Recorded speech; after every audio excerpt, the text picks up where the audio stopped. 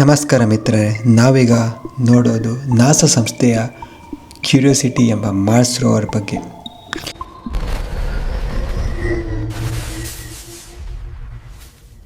ಈ ರೋಬೋಟ್ ಹಾರುವ ಅಂತರಿಕ್ಷ ನೌಕೆ ಅಲ್ಲ, ಇದು ಮಂಗಳ ಗ್ರಹದ ಮೇಲೆ ನಡೆಯುವ ಭೂಮಿಯಿಂದ ಕಳಿಸಿರುವ ಒಂದು ವಿಜ್ಞಾನಿ ತಂತ್ರಜ್ಞಾನದ ಅದ್ಭುತ ಸಾಧನೆ.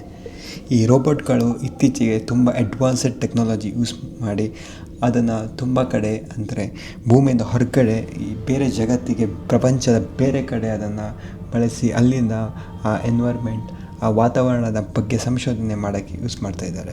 ಸೊ ಇವಾಗ ಬಂದರೆ ಕ್ಯೂರಿಯಾಸಿಟಿ ಬಗ್ಗೆ ಮಾತನಾಡೋಣ. ಕ್ಯೂರಿಯಾಸಿಟಿ ಅನ್ನು ನಾಸಾದವರು 2011 ನವಂಬರ್ 26ಕ್ಕೆ ಅಮೆರಿಕದ ಫ್ಲೋರಿಡಾದಿಂದ ಕೆನೆಡಿ ಸ್ಪೇಸ್ ಸೆಂಟರಿಂದ ಉಡಾವಣೆ ಮಾಡಲಾಗಿತ್ತು. ಸುಮಾರು 567 ಲಕ್ಷ ಕಿಲೋಮೀಟರ್ ದೂರದ ಮಂಗಳ ಗ್ರಹವನ್ನು ತಲುಪಲು ಇದು ಸರಿಸುಮಾರು 8 ತಿಂಗಳು ತೆಗೆದುಕೊಂಡಿತ್ತು. ಕೊನೆಯದಾಗಿ 2012ರಲ್ಲಿ ಆಗಸ್ಟ್ 6ರಂದು ಮಂಗಳ ಗ್ರಹದ ಮೇಲೆ ಕ್ರೇಟರ್ ಎಂಬ ಪ್ರದೇಶದಲ್ಲಿ ಸುರಕ್ಷಿತವಾಗಿ ಇಳಿಯುವಾಗ ಅದು ಬಳಸಿರುವ ತಂತ್ರಜ್ಞಾನ ಸ್ಕೈ ಕ್ರೇನ್ ಲ್ಯಾಂಡಿಂಗ್ ಸಿಸ್ಟಮ್ ಎಂದು ಕರೆಯಲ್ಪಟ್ಟಿತು. ಇದೊಂದು ಟೆಕ್ನಾಲಜಿ ಹೆಸರು. ಇದರ ಇಳಿಯುವ ದೃಶ್ಯ ನಾಸಾ ಸೆರೆ ಹಿಡಿಯಿತು. ಇಡೀ ವಿಶ್ವಕ್ಕೆ ತೋರಿಸಿ ಅದು ನೋಡಿ ಲಕ್ಷಾಂತರ ಜನ ಅಚ್ಚರಿಪಡಿದರು. ಅಲ್ಲದೆ ಇದು ಲಕ್ಷಾಂತರ ಜನರಿಗೆ ಬೇರೆ ದೇಶಕ್ಕೆ ಕೂಡ ಸ್ಫೂರ್ತಿಯಾಗಿತ್ತು. ಇಂಥ ಅದ್ಭುತ ಇಳಿಕೆಯನ್ನು 7 ಮಿನಿಟ್ಸ್ ಆಫ್ ಟೆರರ್ ಅಂತ ಕರೆಯಲ್ಪಟ್ಟಲಾಗಿತ್ತು. ಯಾಕಂದರೆ ಆ 7 ನಿಮಿಷದ ಕಾಲ ನಾವಿಬ್ಬರು, ಅಂದರೆ ನಾಸಾ ಮತ್ತು ರೋವರ್, ಉಸಿರು ನಿಲ್ಲಿಸಿ ಕಾಯುತ್ತಿದ್ದೆವು. ಅವು ಲ್ಯಾಂಡಿಂಗ್ ಆಡುವುದನ್ನು ನಾವು ಇಡೀ ಪ್ರಪಂಚದಾದ್ಯಂತ ಉಸಿರನ್ನು ಗಟ್ಟಿ ಮಾಡಿ ಹಿಡಿದುಕೊಂಡು ನೋಡುತ್ತಿದ್ದರು. ಆ ಟೆಕ್ನಾಲಜಿ ಬಗ್ಗೆ ಮಾತನಾಡೋದಾದರೆ, ಸೊ ಮಂಗಳ ಗ್ರಹ ಇದೆಯಲ್ಲ, ಅಲ್ಲಿರೋ ವಾತಾವರಣ ಭೂಮಿಯಷ್ಟು ಸುಲಭವಿಲ್ಲ. ಯಾಕಂದರೆ ಅಲ್ಲಿ ವಿದ್ಯುತ್ ಶಕ್ತಿ ಇಲ್ಲ, ಸೂರ್ಯನ ಕಿರಣಗಳು ಯಾವತ್ತೂ ಬರಲ್ಲ. ಸೊ ಅದಕ್ಕಾಗಿ ಇವರು ಒಂದು ಸ್ಪೆಷಲ್ ಇದಿದೆಯಲ್ಲ RTG ಅಂತ ಕಂಡುಹಿಡಿದಿದ್ದಾರೆ. ಅದಕ್ಕೆ radio isotope thermo electric generator, ಅಂದರೆ ಇದು ಎನರ್ಜಿ ಪ್ರೊಡ್ಯೂಸ್ ಮಾಡುತ್ತೆ. ಸೊ ಈ ಎನರ್ಜಿನ ಯೂಸ್ ಮಾಡಿಕೊಂಡು ರೋಬೋಟ್ 14 ವರ್ಷ ಕಾಲ ನಿರಂತರವಾಗಿ ಅಲ್ಲಿ ಓಡಾಡಿತ್ತು. ಇನ್ನೊಂದೇನೆಂದರೆ ಇಂಪಾರ್ಟೆಂಟ್ ಟೆಕ್ನಾಲಜಿ ಇದರಲ್ಲಿ ಬರೋದಂದರೆ ಲೇಸರ್ ರಾಕ್ ಅನಲೈಸರ್. ಇದನ್ನು ನಾಸಾ ಅವರು ಚಿಮ್ಚಾಮ್ ಅಂತ ಕರೀತಾರೆ. ಈ ಲೇಸರ್ ಬಳಸಿಕೊಂಡು ದೂರದಲ್ಲಿರುವ ಬಂಡೆಗಳು ಸುಡುತ್ತದೆ ಮತ್ತು ಆ ಹೊಗೆ ಅಥವಾ ತೂಕದಿಂದ ಅಧ್ಯಯನ ಮಾಡುವ ಮೂಲಕ ಬಂಡೆಯಲ್ಲಿ ಇರುವ ರಾಸಾಯನಿಕ ಗುರುತನ್ನು ಕಂಡುಹಿಡಿಯಬಹುದು. ಅಂದರೆ ಬಂಡೆಯಲ್ಲಿ ರಾಕ್ ಕಾಂಪೋಸಿಷನ್ಸ್ ಎಲ್ಲ ಇರುತ್ತಲ್ಲ, ಅದನ್ನು ದೂರದಿಂದಲೇ ಹೆಂಗೆ ಕಂಡುಹಿಡಿಯೋದಂದರೆ ಇವರು ಹೆಸರಿರ್ತಕ್ಕಂಥ laser rock analyser. So laser ಅಂದರೆ ಲೈಟ್, ಅದೊಂದು ವೇವ್ ಲೆಂತಿನ ಲೈಟ್ ಯೂಸ್ ಮಾಡಿಕೊಂಡು ರಾಕ್ ಅನಲೈಸರ್, ಅಂದರೆ ಅದು ರಾಕ್ ಅನಲೈಸ್ ಮಾಡುವಷ್ಟು ಒಂದು ಕ್ಯಾಪೇಬಲ್ ಇತ್ತು. ಸೊ ಇದರಿಂದ ಕಾಂಪೋಸಿಷನ್ ಎಲ್ಲ ಕಂಡುಹಿಡಿಬೋದಿತ್ತು. ಆ ರಾಕ್ ಬೇರೆ ಕಾಂಪೋಸಿಷನ್ ಅಲ್ಲ. ಇದು ತುಂಬ ಚೆನ್ನಾಗಿತ್ತು ಈ ಟೆಕ್ನಾಲಜಿ ಸಹ.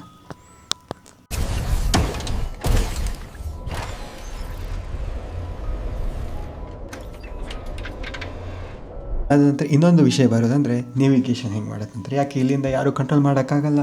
ಸೊ ಅಲ್ಲಿ ಅದಕ್ಕೆ ಆಲ್ರೆಡಿ ಫೀಡ್ ಮಾಡಿತ್ತು. ಅದು ಏನಂದರೆ ಆಟೋನಾಮಸ್ ನೇವಿಗೇಷನ್ ಸಿಸ್ಟಮ್, ಅಂದರೆ ತನ್ನ ದಾರಿಯನ್ನು ತಾನೇ ಆಯ್ಕೆ ಮಾಡಿಕೊಂಡು ಹೋಗುವಷ್ಟೊಂದು ಕ್ಯಾಪೇಬಲ್ ಇತ್ತು. ಅಂದರೆ ಅದಕ್ಕೆ ತುಂಬ ಸೆನ್ಸರ್ ಎಲ್ಲ ಅಳವಡಿಸಿ ಅದ್ರ ಒಳಗಡೆ ಒಂದು ಕಂಟ್ರೋಲರ್ ಸಿಸ್ಟಮ್ ಹಾಕಿ ಅದಕ್ಕೆ ಆಟೋನಾಮಸ್ ಥರ ಚಾಲನೆ ಮಾಡೋಕ್ಕೆ ಅದು ಕ್ಯಾಪೇಬಲ್ ಆಗಿತ್ತು.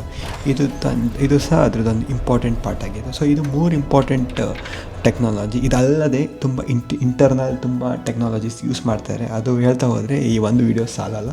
ಸೊ ನೆಕ್ಸ್ಟ್ ಡಿಸ್ಕಷನ್ ಹೋಗೋಣ. ಇವಾಗ ಇಷ್ಟೆಲ್ಲ ಟೆಕ್ನಾಲಜಿ ಬಳಸಿ ಆ ರೋಬೋಟ್ನ ಅಲ್ಲಿ ಕಳಿಸಿ ಏನಕ್ಕಂದರೆ ಮೇಯ್ನ್ ಡಿಸ್ಕವರೀಸ್ ಅಂದರೆ ಏನೆಲ್ಲ ಕಂಡುಹಿಡಿದಾರಂತೆ ಇದನ್ನ ಯೂಸ್ ಮಾಡಿ. ಸೊ ಇಲ್ಲಿ first evidence of ancient water, ಪುರಾತನ ಕಾಲದ ನೀರಿನ ದಾಖಲೆ. ಕ್ಯೂರಿಯಾಸಿಟಿ ತಲುಪಿದ ಕ್ರೇಟಲ್ ಎಂಬ ಪ್ರದೇಶದಲ್ಲಿ ಒಂದು ಸಮಯದಲ್ಲಿ ನದಿಗಳು ಹರಿದಾಡುತ್ತಿದ್ದವು ಎಂಬುದಕ್ಕೆ ಒಂದಿಷ್ಟು ಸಾಕ್ಷಿಗಳು ದೊರಕಿದೆ. ಸೊ ಅಲ್ಲಿರೋ ಮಣ್ಣಿನ ರೂಪ, ಶಿಲೆಗಳ ವಿನ್ಯಾಸ ನೋಡಿದಾಗ ಅವುಗಳು ನೀರಿನ ಹರಿವಿನಿಂದ ರೂಪುಗೊಂಡಿದೆ ಅನ್ನೋದು ಕನ್ಫರ್ಮ್ ಆಗಿದೆ. ಸೊ ಇದರಲ್ಲಿ ಒಂದು ಶಾಶ್ವತವಾಗಿ ಅವರು ಎವಿಡೆನ್ಸ್ ಅಂತ ಡಿಕ್ಲೇರ್ ಮಾಡಿದ್ದಾರೆ. ಅಂದರೆ ಮಂಗಳ ಗ್ರಹದಲ್ಲಿ ನೀರು ಇದ್ದು ಬದುಕಲು ಸಾಧ್ಯವಾಗಿರಬಹುದಿತ್ತು. ಆಯಿತಾ. ನೆಕ್ಸ್ಟ್ ಕ್ಲೈಮೇಟ್ ಪ್ಯಾಟರ್ನ್, ಅಂದರೆ ಹವಾಮಾನದ ಮಾದರಿಗಳು. ಇವಾಗ ನಮಗಿದೆಯಲ್ಲ different climatic pattern, like monsoon, ಇದು ಸಮ್ಮರ್, ವಿಂಟರ್, ಆ ಥರ ಅಲ್ಲ. ಸೊ ಇಲ್ಲೂ ಆ ಥರದ ಪ್ಯಾಟರ್ನ್ ಕಂಡುಹಿಡಬೇಕಾಗಿತ್ತು. ಯಾಕಂದರೆ ಇದು ವೆರಿ ಇಂಪಾರ್ಟೆಂಟ್. ಸೊ ಪ್ಯಾಟರ್ನ್ ಕಂಡುಹಿಡಲಿಕ್ಕೆ ವೆದರ್ ಸೆನ್ಸರ್ಸ್ ಯೂಸ್ ಮಾಡಿದ್ದಾರೆ. ಸೊ ಅದರಿಂದ ಗಾಳಿಗಳ ದಿಕ್ಕು ಮತ್ತು ಆ ಗಾಳಿಗಳ ದಿಕ್ಕು ಮತ್ತು ಏರ್ ಪ್ರೆಷರ್, ವಾಯು ಒತ್ತಡ, ಇದೆಲ್ಲ ಅವರು ಡಾಟಾ ಕಲೆಕ್ಟ್ ಮಾಡಿದ್ದಾರೆ. ಇದರಿಂದ ನಾವು ರಿಸರ್ಚ್ ಮಾಡ್ಬೋದು, ಅಲ್ಲಿ ಏನಾದರೂ ಪ್ಲ್ಯಾಂಟಾ ಇಲ್ಲ ಯಾವುದಾದ್ರು ಒಂದು ಹ್ಯುಮ್ಯಾನಿಟಿನ ಅಲ್ಲಿ ಹೋದರೆ ಅವ್ರಿಗೇನು ಅಗತ್ಯ ಇರುತ್ತೆ, ಏನೆಲ್ಲ ಡಿಫ್ರೆಂಟ್ ಇರುತ್ತೆ ಅರ್ತಿಗೆ ಮತ್ತು ನಮ್ಮ ಭೂಮಿಗೆ ಮತ್ತು ಅಲ್ಲಿರೋ ಕ್ಲೈಮೆಟಿಕ್ ಪ್ಯಾಟರ್ನ ಡಿಫ್ರೆನ್ಷಿಯೇಟ್ ಮಾಡಿ ನಾವು ಕಂಡುಹಿಡಿಬೋದು ಇಲ್ಲಿ ಏನಾದರೂ ಮಾಡ್ಬೋದು ಅಂತ. ನೆಕ್ಸ್ಟ್ ಆರ್ಗ್ಯಾನಿಕ್ ಮಾಲಿಕ್ಯೂಲ್ಸ್ ಅಂದರೆ ಜೈವಿಕಾಣುಗಳು. ಸೊ ಜೈವಿಕಾಣುಗಳು ಏನು ಡಿಸ್ಕವರ್ ಮಾಡುತ್ತಂದರೆ ಲೈಕ್ ಹಿಂದೆ ಯಾವುದಾದ್ರೂ ಪ್ರಾಣಿಗಳು ಇಲ್ಲ ಯಾವುದಾದ್ರು ಮೈಕ್ರೋ ಆರ್ಗಾನಿಸಮ್ ಯಾವುದಾದ್ರು ಜೀವನ ಮಾಡಿತ್ತ ಅಂತ ಕಂಡುಹಿಡಿಬೋದು. ಸೊ ಇದು ಏನಾಯ್ತು ಅಂದರೆ 2018ರಲ್ಲಿ ಕ್ಯೂರಿಯಾಸಿಟಿ ಡ್ರಿಲ್ ಬಳಸಿಕೊಂಡು ಮಣ್ಣನ್ನು ತೋಡಿ ಪರೀಕ್ಷಿಸಿದಾಗ ಆರ್ಗ್ಯಾನಿಕ್ ಮಾಲಿಕ್ಯೂಲ್ಸ್ ಅಂದರೆ ಜೀವದ ಮೂಲಭೂತ ಅಂಶಗಳು ಪತ್ತೆಯಾಗಿದೆ. ಇದರಿಂದ ಮಂಗಳ ಗ್ರಹದಲ್ಲಿ ಜೀವನಕ್ಕೆ ಬೇಕಾದ ಅಂಶಗಳು ಒಂದು ಕಾಲದಲ್ಲಿ ಇದ್ದವು ಎಂದು ನಿಶ್ಚಿತವಾಯಿತು. ಸೊ ಇದಿಷ್ಟು 3 ತುಂಬ ಇಂಪಾರ್ಟೆಂಟ್ ಡಿಸ್ಕವರೀಸ್ ಆಗಿತ್ತು. ಏನಂದರೆ ಫಸ್ಟ್ ಬಂದುಬಿಟ್ಟು water, evidence of water, second ಒಂದು ಆರ್ಗ್ಯಾನಿಕ್ ಮಾಲಿಕ್ಯೂಲ್ಸ್, ಥರ್ಡ್ ಒಂದು ಹವಾಮಾನ ಮಾದರಿಗಳು. ಇವು 3 ತುಂಬ ಇಂಪಾರ್ಟೆಂಟ್ ಡಿಸ್ಕವರಿ.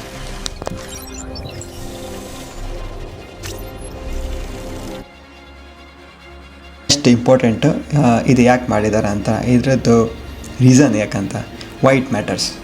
ಮಂಗಳ ಗ್ರಹದಲ್ಲಿ ಮಾನವನು ತಲುಪುವುದು ಕನಸು ಈಗ ನಿಜವಾಗುವ ಕಾಲ ಬಂದಿದೆ ಅಂತ ಹೇಳ್ಬೋದು. ಯಾಕಂದರೆ ಕ್ಯೂರಿಯಾಸಿಟಿ ರೋವರ್ನ ಅವಶ್ಯಕತೆ ಏಕಂತಂದರೆ ಇದರ ಕೆಲಸ ನಮ್ಮ ಮುಂದಿನ ಪೀಳಿಗೆಗಳು ಭವಿಷ್ಯದಲ್ಲಿ ಏನಾದರೂ ಭೂಮಿಯಲ್ಲಿ ಬದುಕಲಿಕ್ಕೆ ಆಗಲ್ಲ ಅಂತಾದಾಗ ಮಂಗಳ ಗ್ರಹದಲ್ಲಿ ಜೀವನ ಮಾಡಲು ಸಾಧ್ಯವೋ ಇಲ್ಲವೋ ಅನ್ನೋದನ್ನು ಮೊದಲ ಹೆಜ್ಜೆ ಇದೇ ಆಗಿತ್ತು. ಸೊ ಮುಂದಿನ ದಿನಗಳಲ್ಲಿ ಮನುಷ್ಯನು ಮಂಗಳ ಗ್ರಹಕ್ಕೆ ಹೋಗಿ ಅಲ್ಲಿ ಎಲ್ಲ ಬೇಕಾದ ಸವಲತ್ತನ್ನು ಮಾಡಿಕೊಂಡು ಜೀವನ ಮಾಡ್ಬೋದು ಅಂತ ಖಚಿತಪಡಿಸಿದೆ.